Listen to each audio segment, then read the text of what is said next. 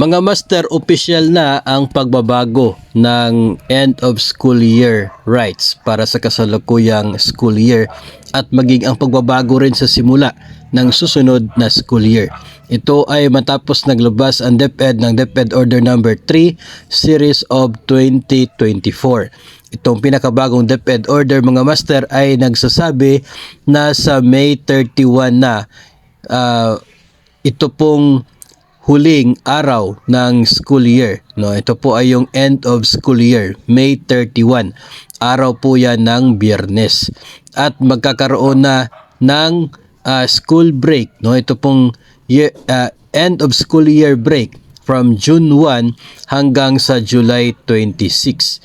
Yun po yung magiging school break para po sa pagitan ng school year na ito at susunod na rin na school year. So tapos na po yung mga tanong kung totoo ba na May 31 yung end ng ating kasalukuyang school year, dahil official na po, no, na talagang nandito na po yung DepEd order na siya pong magbibigay ng sagot doon sa maraming tanong po ninyo. Dati po kasi ay mahirap pong i-confirm kasi wala pang DepEd order. Ngayon ay nandito na. So ito pong academic quarter 3 mula po sa March 25 hanggang sa 26 yung exam. Tapos yung fourth grading naman, fourth quarter sa May 16 and 17. Yung end of school year rights mangyayari sa May 29 hanggang sa 31. So pwede po na May 29 gagawin. Pwede rin naman na sa June 1 kung ito ay dadaan sa consultation with parents and teachers. So pwedeng ganon. Pero if possible naman ay hanggat May 31 lang, di ba? Sino ba naman yung ayaw na tatapusin yung mga trabaho o ito pong school year rights sa May 31 na lang mismo.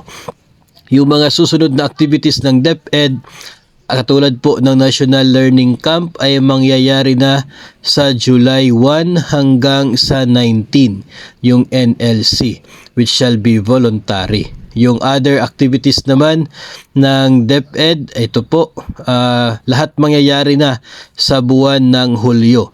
So ibig sabihin po nito ay wala pong DepEd activities sa June 1 hanggang sa June 30. Ito po yung pangako ni Vice President and DepEd Secretary Inday Sara Duterte na bibigyan ng 30 days na walang sanctioned na activities si DepEd, no, para po sa mga teachers.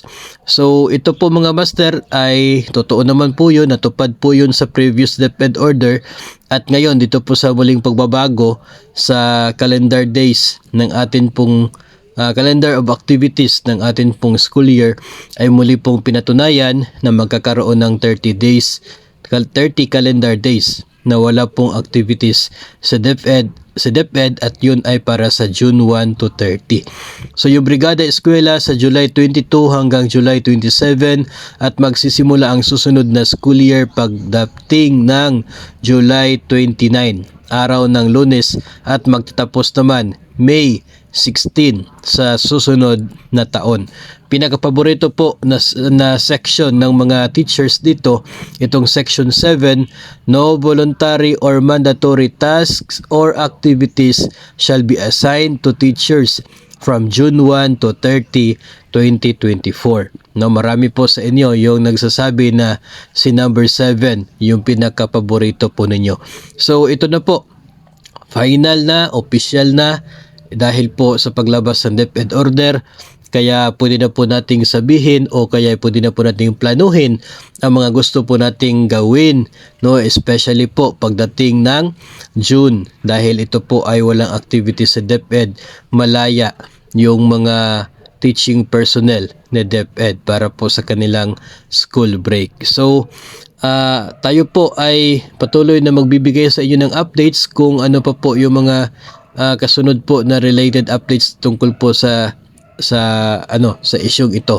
Pero so far, I believe na marami po yung masaya sa paglabas ng DepEd Order Number 3 Series of 2024.